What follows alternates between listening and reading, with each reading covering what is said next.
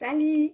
Je suis vraiment contente aujourd'hui de te partager un peu de mon savoir par rapport au Human Design, surtout orienté vers les relations, la communication et créer ses limites. Pour moi, c'est quelque chose d'extrêmement important parce que j'ai passé par là, avoir un épuisement parental, être vraiment sur la ligne du burn-out. J'ai réussi à m'en sortir, heureusement. Je me suis pas rendue jusque-là, mais j'ai aussi fait une dépression prénatale. Bref, je me suis perdue pendant un petit bout de ma vie. En ce moment, à l'aube de mes 33 ans, je peux dire que j'ai jamais été aussi alignée, j'ai jamais été aussi sur mon X et satisfaite avec ma vie vraiment dans l'entièreté. J'apprends vraiment beaucoup à me connaître et j'apprends beaucoup à expérimenter avec mon design à tous les jours. J'accompagne aussi mes clientes avec la même chose. Puis pour moi, c'est vraiment l'outil qui a été le plus puissant pour vraiment me retrouver, puis me comprendre. Juste me déculpabiliser d'avoir l'impression d'être différente ou d'être pas exactement comme la norme.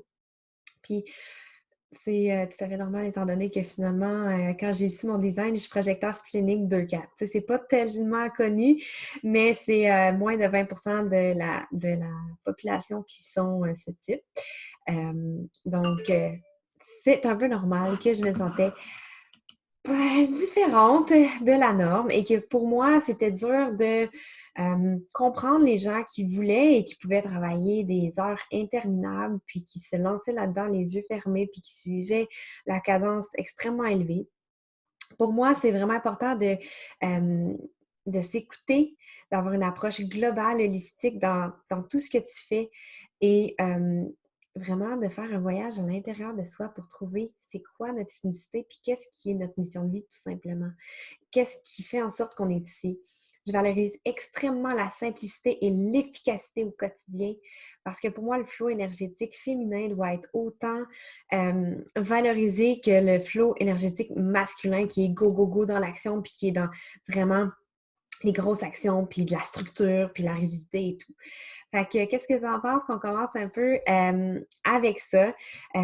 Garde en tête que j'ai vraiment à cœur l'épanouissement féminin, puis pour moi, t'aider dans la clarté de qui tu es, c'est tout simplement pour ça que je suis ici. Tout le monde devrait incarner qui ils sont. Et les outils pour y arriver sont là pour t'aider, mais rappelle-toi que tout est en toi et que peu importe le nombre d'outils que tu achètes ou que tu consultes, si tu ne fais pas le travail sur toi, il n'y a rien qui va changer. Donc, je vais faire un petit topo rapide sur qu'est-ce que c'est le Human Design. Déjà, à la base, ça va pouvoir t'aider à regarder ça dans les grandes lignes.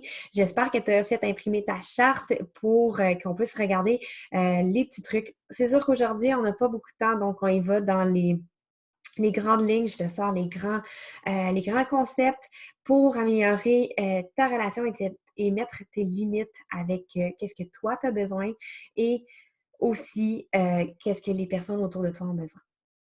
Donc, la version courte, excuse-moi, le Human Design, c'est vraiment ta carte génétique à ta naissance, selon plusieurs données précises.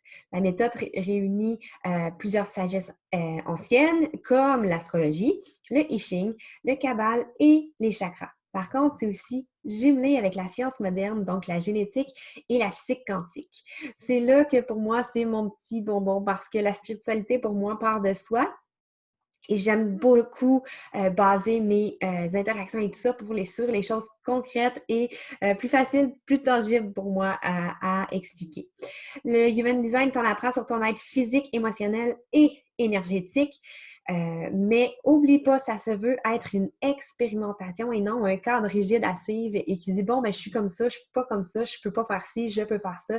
C'est pas comme ça. Tu expérimentes par rapport à tes forces et par rapport aux choses qui vont vraiment t'aider à t'aligner, à ressentir c'est quoi être aligné, à ressentir c'est quoi quand tu te sens désaligné et vraiment naviguer ta vie de la façon le mieux possible.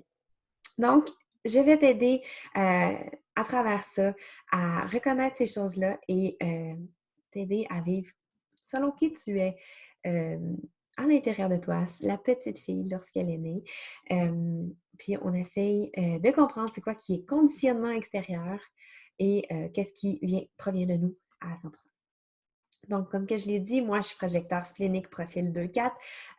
C'est sûr que si tu ne connais pas trop ça, c'est un petit peu difficile à dire, mais c'est une projecteur, c'est quelqu'un qui est là pour guider. Et splénique, ça veut dire que c'est mon intuition et c'est vraiment mon instinct de survie qui me pousse à prendre des décisions. Profil 2-4, de façon, c'est quand même drôle, mais on appelle ça le easy breezy genius. Pour moi, les choses s'en vont dans le flow. Il y a des choses que je sais à l'intérieur de moi et quand que tu m'invites et tu me reconnais, ça, je suis vraiment là pour t'aider à vraiment livrer qu'est-ce que moi je sais, mais pour t'aider toi. Les connexions humaines, c'est l'affaire la plus importante pour moi, mais surtout les connexions avec mes humains à moi. Donc, ma famille, mes amis, mes clientes, les gens que je côtoie au quotidien. C'est un outil qui provoque un énorme soulagement pour comprendre c'est quoi ta place dans le monde. Fait que, sans plus tarder, on va commencer avec les types. Dans le Human Design, il y a 5 types. Pendant un long moment, il y avait les 2 types principaux qui sont les générateurs et manifesting générateurs, qui sont les piliers, les builders de ce monde. Ensuite, il y a eu les manifesteurs, les projecteurs et les réflecteurs qui sont plus réduits en nombre sur la planète. On va commencer avec le manifesteur qui est un type de tête, un type de leader, un type qui est là pour vraiment rallier l'énergie autour de lui et initier, informer les gens de ce qui se passe autour de lui. Donc, si tu es en relation avec un manifesteur, voici comment tu peux aider à réduire les conflits puis avoir une vie un petit peu plus alignée. Donne-lui de l'espace. Premièrement, c'est vraiment important. Il faut qu'il sente qu'il y ait de l'espace dans sa liberté pour être dans son flot de pensée, dans son flot énergétique. Honore sa fluctuation d'énergie parce que le manifesteur, ça va par burst. C'est des énormes gros coups pour arriver à une idée, arriver à un concept, arriver à quoi que ce soit. Mais après ça, il y a besoin de repos, besoin de se ressourcer et prendre du temps pour lui. Donc, respecte ses flots énergétiques et que ce n'est pas égal tout le temps. Informe-le, laisse-le savoir c'est quoi que tu fais parce que ça peut l'inciter à faire de même. Ne le garde pas responsable, par contre, quand il oublie, parce que ça, c'est le plus gros, si on veut, conditionnement du manifesteur. Il oublie souvent d'informer les gens autour de lui parce qu'il ne veut pas demander la permission. Donc, laisse-le t'informer, mais ne lui fais pas sentir qu'il doit t'informer pour avoir une permission. Il t'informe tout simplement pour que tu saches qu'est-ce qui se passe. Fait que si tu veux pas que ton conjoint parte dans un week-end de pêche sans t'avertir, puis qu'il part, puis que là, soudainement, tu te demandes où est-ce qu'il est, mais ne lui donne pas l'impression qu'il faut qu'il te demande la permission pour le faire. Petite nuance, c'est important. Fait que c'est ça. Il n'y a pas besoin de ton approbation, donc laisse-le vraiment être dans la liberté. C'est son plus gros besoin, la liberté.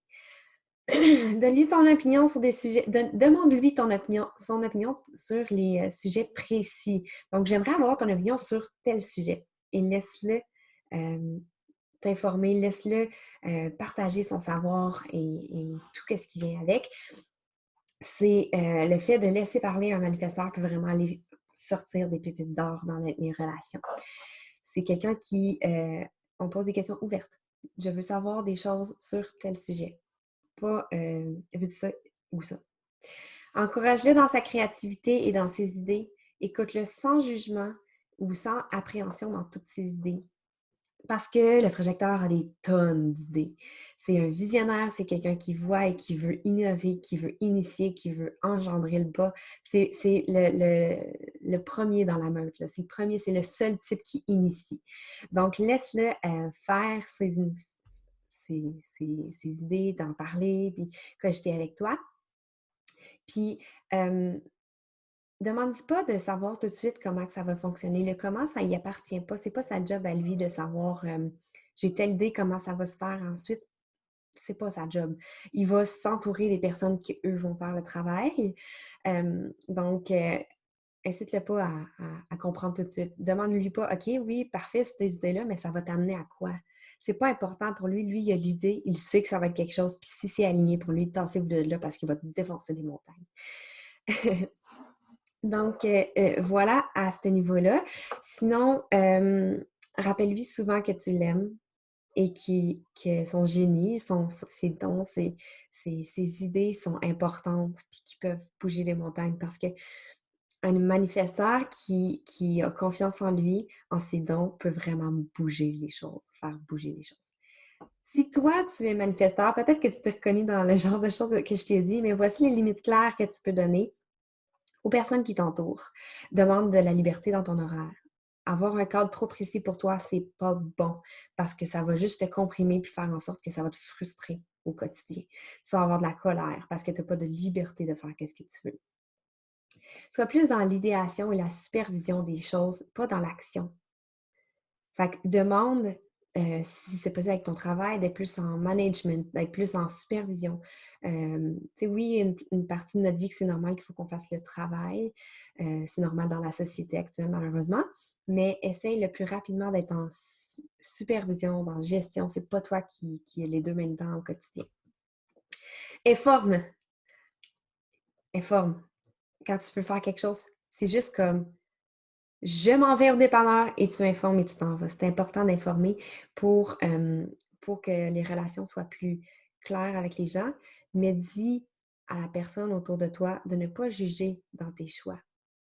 Tu vas les informer, tu ne demandes aucune permission. Fait que c'est important ça pour toi. Et prends le temps de recul pour prendre soin de toi et de ton énergie. Quand tu sens que ton burst est terminé, prends le recul, prends des vacances, prends du repos, prends du temps de te ressourcer. C'est vraiment important. Et les manifesteurs, étant donné qu'ils ont un sacral non défini, ils ont besoin du temps à chaque soir avant de se coucher pour s'assurer de déconditionner et de sortir l'énergie. Fait que rappelle-toi de ces choses-là. Manifesting générateur. Donne-lui la liberté dans le flot de ses pensées. La même chose que le manifesteur. Parce que manifesting générateur, c'est une jonction entre le manifesteur et le générateur. Donc, donne-lui de la liberté dans son flot de pensée. Donne-lui beaucoup de temps pour ses intérêts parce que le manifesting générateur, si on peut le dire de façon concrète, c'est le multipassionné. La personne qui a tellement de choses, là, puis si tu lui demandes un chemin, il ne va pas comprendre. Il veut essayer plein d'affaires, il est excité, il veut faire plein de choses. Supporte-le et encourage-le à faire les choses qui les rend heureux. Dis-lui le plus possible les choses qui drainent son énergie. Là. Tu sais, c'est vraiment... c'est niaiseux, là, mais la communication est super importante avec tous les types. C'est sûr à 100%. Mais si le manifesting générateur, tu lui demandes à tous les jours de faire, là je suis maman, fait que je vais donner un exemple de maman, mais la routine du déjeuner et tout ça, et que ça lui draine l'énergie, ça va vraiment faire en sorte que c'est plus difficile pour lui d'activer son énergie. Fait que si tu le sais, et il le sait, que cette tâche précise-là le rend pas aligné, le rend pas heureux, donne-lui une autre tâche. Il peut aider d'une autre façon. C'est pas obligé d'être... Il faut vraiment avoir la communication pour savoir c'est quoi qui les rend dans la joie. Parce qu'un manifesting générateur, comme un générateur qui est dans la joie puis qui est dans le plaisir, va vraiment te donner énormément d'énergie, va créer de l'énergie à l'intérieur puis va vraiment faire en sorte que toi, si lui est dans sa joie, toi, tu vas être dans la joie. Ça va vraiment beaucoup aider à ce niveau-là. Voilà. Ne le décourage pas, même s'il prend plusieurs projets à la fois. Il a la capacité de le faire et il faut qu'il ait vers tous les intérêts qu'il a. Fait que supporte-le là-dedans. Écoute-le sans jugement par rapport à ses intérêts. Ne force jamais un manifesting générateur à faire un choix sur une seule chose. Ça fait juste drainer son énergie. Demande pas non plus le comment. S'il y a une idée, c'est comme le manifesteur, c'est pas lui c'est à ce stade-là, l'idée est pas il y a l'idée. Le comment, ça y appartient pas, c'est pas là que ça va se faire. Donc, ne lui demande pas de savoir comment dès qu'il commence à faire quelque chose. Ne lui mets pas non plus la pression de choisir si ça va fonctionner ou pas fonctionner. Laisse-le vraiment voir sa curiosité. Puis si en plein milieu, il change d'idée, c'est correct. C'est correct. Ne lui mets pas de la pression pour finir les choses. Au contraire, encourage-le à lâcher prise quand quelque chose ne semble plus aligné. Parce que c'est important. Tout ça a rapport avec son processus puis va l'amener à son génie. Trouve la beauté dans le processus de chaque projet, même s'ils ne sont pas finis, parce qu'il va en avoir des tonnes de projets non terminés avec les manifesting générateurs. Puis c'est correct, c'est comme ça qu'ils fonctionnent. Fait que juste de le savoir, ça peut vraiment enlever de la pression de ton côté aussi, si ton partenaire est comme ça. Si tu sens que tu n'arrives pas, toi, si ton conjoint ou tes enfants sont manifesting générateurs, puis tu sens que tu n'es pas capable de garder la cadence avec eux, toi, donne-toi de la douceur, c'est normal. C'est des types énergétiques qui ont énormément d'énergie physique et mentale. Donc, give you a break, là, c'est normal. Ça ne veut pas dire que tu es capable de keep up tout le temps. Les limites, si toi, tu es un manifesting générateur, informe de tes besoins et tes envies. Très important. Demande d'avoir une ouverture dans tous les projets que tu entreprends. C'est tes intérêts à toi. Fait que demande juste une ouverture. Les gens ne sont pas obligés de comprendre. Les gens ne sont pas obligés d'adhérer à tes idées ou à tes intérêts, mais demande-le d'avoir une ouverture d'esprit. Parce que si tu te sens jugé dans les intérêts que tu as, ça va ternir ton énergie. Ne te mets pas dans une boîte. L'espace de ta liberté est extrêmement importante. Donc, crée des blocs dans ton horaire, mais malléables, le plus possible. C'est vraiment important. Respecte la réponse de ton gut. Si tu te fais poser une question, les manifesting générateurs, comme les générateurs, c'est des questions fermées. Donc, une question, demande ça aussi à ton conjoint ou à les gens qui t'entourent, de te poser des questions fermées. Donc, est-ce que tu veux ça? Oui ou non? Ou veux-tu ça ou ça? Par exemple, veux-tu manger de la pizza ou tu veux manger de la lasagne? I don't know. Ça, tu es capable de répondre. Ça t'aide à prendre des décisions, trouver une alternative. Et si tu es dans beaucoup de choses que tu devrais faire et qui ne sont pas dans ta joie, c'est là que tu es à risque de burn-out. Et donc, essaye d'être clair, que tu sais qu'il y a des choses que dans ta vie ne sont pas alignées, mais essaye d'être clair avec toi-même et avec l'univers pour dire, je sais que ça, je le fais puis que c'est pas aligné. Il y a une raison pour laquelle je le fais, mais au quotidien, donne-toi de beaucoup plus d'espace pour toutes les choses qui t'allument. Puis vraiment, reste dans la joie. Des fois, c'est de mettre de la musique, d'arrêter en plein milieu pour aller prendre une marche, quoi que ce soit, mais trouve une façon de rester dans la joie. Générateur! Générateur, c'est les piliers de la société, je l'ai déjà dit. C'est les working bees, c'est les gens qui ont beaucoup, beaucoup, beaucoup d'énergie, sont là pour répondre à toutes les invitations qui sont autour d'eux, si ça les allume. Si tu ne sens pas que tu as un hell yes, ça veut dire que c'est hell no.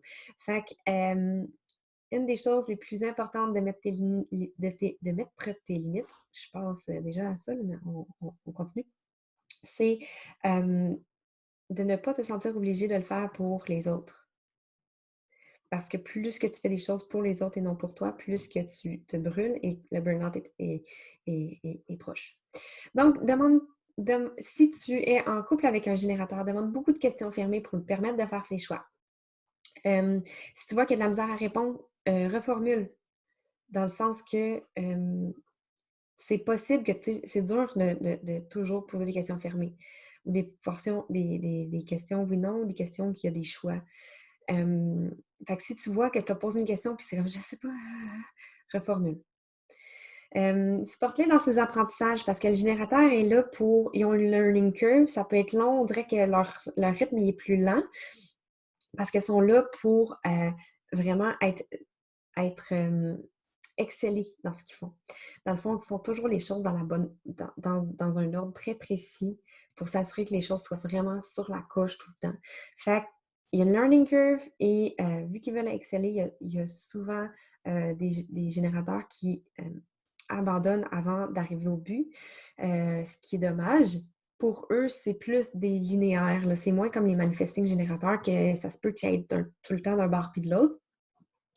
Donc, rappelle-leur souvent ça, que la persévérance et le dévouement sont requises pour arriver à leur fin. C'est ça. Alors, un générateur en fait énormément et apprécie-le dans son entièreté. Il fait beaucoup, beaucoup de choses. C'est quelqu'un qui en fait énormément. Lui, c'est faire, pas faire. Beaucoup d'actions masculines. Rappelle-toi que le générateur doit tout vider son tank énergétique, physique et mental à tous les jours. Fait qu'encourage-le vraiment à mais à aller dans sa lumière, à aller dans ses intérêts, puis à vider sa tank énergétique, sinon ça fait des personnes qui ont de la difficulté à dormir. Encourage-le vraiment à rester dans la lumière et répondre seulement aux choses qui sont vraiment allumées à faire. Le processus souvent paraît un peu long pour les personnes à l'extérieur. Ma fille qui est générateur, je te confirme que c'est ça mon réflexe. Mais laisse-leur aller dans leur rythme à eux. C'est là que ça sort tous les bienfaits, les pépites d'or. Fais-lui confiance et encourage-le. Souvent, besoin beaucoup d'encouragement. Tes limites, si t'es générateur, dis très clairement de te laisser faire les choses à ton rythme, que tu as besoin de perfectionner tes capacités. Pour toi, c'est essentiel. Te laisser de l'espace pour dépenser ton énergie physique et mentale et te soutenir dans le processus de ce que tu fais, t'encourager énormément. Respecter quand je dis non, ça veut dire non. Aussi, de ton côté, respecter les limites des autres, que c'est pas tout le monde qui a autant d'énergie que toi. Fait que c'est correct que tu continues de faire tes choses seul à un certain point. Projecteur comme moi. Bon, fait qu'un projecteur, ça parle beaucoup parce que ça a beaucoup de choses dans son cerveau. C'est des personnes qui voient un step de plus loin que les autres en général. Donc, laisse-le parler et partager son savoir sans donner ton avis ou essayer de régler son problème. Il sait à l'intérieur de lui. Besoin d'être reconnu et entendu, c'est son moteur. C'est qu'est-ce qui fait en sorte qu'il est capable d'activer son savoir. Fait que reconnais-le pour son entièreté. Puis, un projecteur, ça sent le bullshit à plein nez. Fait que essaye pas de bullshiter un projecteur, ça va pas fonctionner. Quand tu es avec un projecteur, donne-lui son attention à 100% et sois transparent. Ils peuvent devenir extrêmement amers s'ils sentent que c'est des personnes qui sont à moitié là. Reconnais-le pour sa connaissance et ses habiletés. Rappelle-lui souvent qu'il est spécial parce que c'est des personnes qui sont plus spéciales. Je sais que ça a l'air hautain de même, mais c'est 20% de la population. La reconnaissance est primaire, est obligatoire pour eux pour pouvoir avancer. Si tu veux avoir un projecteur heureux, reconnais-le et invite-le à partager ses capacités, ses dons. Amène-le à savoir et à reconnaître qu'il a besoin de se reposer et que c'est pas grave. Ils vont rien manquer là, pendant qu'ils sont absents. Là. Il faut qu'ils se reposent, il faut qu'ils se ressourcent. Se reposer ne veut pas dire juste dormir, mais c'est de se retirer, faire des choses à leur rythme pour leur permettre de déconditionner. Faire des choses qui sont faciles énergétiquement à faire. C'est ça. Qui ne sont pas en train de livrer leur génie. De ton côté, si tu es projecteur, sais ce que tu as besoin et demande-le. C'est une chose qu'on a de la difficulté parce qu'on est là, on attend l'invitation, puis il faut qu'on soit reconnu, mais dans ta relation, il faut que tu le dises. Tu as déjà été reconnu, tu as déjà eu l'invitation, tu es en relation avec la personne. Si tu ne sens pas reconnu dans ta relation, ça, c'est une autre histoire. Par contre, demande clairement ce que tu as besoin, puis c'est important que tu t'aimes dans ton entièreté. Prends beaucoup de temps pour toi et pour te ressourcer parce que c'est là que tu vas rentrer dans ta zone de génie. Tes limites doivent être extrêmement claires que tu as besoin de beaucoup de repos, plus que la moyenne. Que non, tu n'es pas paresseuse. C'est juste que ton niveau énergétique, tu ne crées pas ton énergie. Un projecteur ne devrait pas travailler plus que 2-3 heures par jour. C'est pas la réalité de la société dans laquelle on est. Fait que prends du temps pour toi. Mais on est plus productif dans ces 2-3 heures-là que les personnes qui font en disant. Ça, c'est une autre histoire. Laisse-toi le temps de te reposer. Chaque soir, demande au moins 1 heure avant de te coucher seul. Lire, méditation, étirement, peu importe, avant que ton conjoint vienne te rejoindre. Parce qu'il faut que tu te déconditionnes de toutes les énergies autour de toi avant de te coucher. Ne pas essayer de faire comme la majorité. C'est là que tu fais un burn-out. La majorité des projecteurs qui ne se respectent pas font un burn-out avant 40 ans. Respecte-toi. Respecte ton flow. tu es plus dans l'énergie féminine. Tu es là pour être toi et non pour faire. On termine avec le réflecteur. Je vais aller un peu plus rapidement parce que c'est juste 1% de la population. Pour vrai, pour l'instant, je n'ai jamais eu affaire avec un réflecteur. Pour vrai, j'ai hâte de faire affaire avec un réflecteur. Un réflecteur, sache que ça veut dire qu'ils n'ont aucun centre de défini, donc ils sont vraiment le miroir de la personne avec qui ils sont. Ils sont extrêmement conditionnés. Donc, si tu es en couple avec un réflecteur, aime-toi en premier et respecte toi qui tu es. Si toi, tu t'acceptes dans ton entièreté, puis que tu prends le temps de guérir tes blessures, toutes ces choses-là, c'est le plus beau cadeau que tu peux faire à eux, parce que eux, sinon, ils ressentent tout, puis ils amplifient tout. Fait que toi, si t'es brûlé, toi, si t'es désaligné, toutes ces choses-là, ça impacte énormément le réflecteur. Un réflecteur, ça a besoin de constance dans sa vie, donc sois vrai avec toi-même, sois toi sans compromis, toujours, c'est la clé pour la constance avec un réflecteur. Comme les projecteurs, ils aiment ça partager. Laisse-les parler sans donner ton avis. Laisse-les vraiment comme processer parce que les projecteurs, c'est des grands sages aussi, sont vraiment là pour englober. Puis tu sais, vois ça comme ils font ressortir les choses en toi en même temps. Fait que donne pas ton avis. Comme laisse-les partager leur savoir. A besoin d'énormément de limites très claires de se ressourcer. Ne demande pas un réflecteur de te suivre, ne demande pas un réflecteur d'être moins paresseux ou de ces choses-là. C'est extrêmement irritant pour un réflecteur. Laisse-le se reposer avant de se coucher comme le projecteur au moins 1 heure avant que tu viennes dans la chambre avec parce qu'il a besoin de se déconditionner. Là. Il est tout ouvert. Il faut que tu sois aussi très patient pour son cycle de prise de décision. Parce qu'on appelle, eux, ils ont un cycle de décision lunaire, fait que ça peut prendre jusqu'à 28 jours. Parce que plus que le cycle lunaire avance, plus que leur décision est claire. Ils ont besoin de beaucoup y penser, beaucoup en parler. C'est ça. Fait que laisse-leur l'espace pour ça. Si toi, t'es réflecteur, respecte ton processus décisionnel. Essaye pas de rusher tes décisions parce que les gens, ils vont plus vite que toi. Respecte que tu sois changeant parce que tu es plus un miroir, un caméléon. Fait que c'est normal que tu es vraiment très dynamique selon avec qui tu es. Demande avoir du temps seul chaque jour, primordial. Et demande très clairement aux gens de ne pas t'utiliser pour un miroir, de te voir comme qui tu es à l'intérieur, pour qui tu es. Parce que tu as une personnalité, là. C'est pas parce que tu es un réflecteur que tu n'as pas de personnalité. Fait que respecte-toi là-dedans. OK? Fait que j'espère que ces informations-là vont t'avoir aidé puis que tu as apprécié la petite capsule. Fait que s'il y a quoi que ce soit, n'hésite pas à venir me parler. Je suis toujours disponible. Ça me fait plaisir de vous répondre sur Instagram ou par courriel. Donc, viens me parler. Puis, à la prochaine!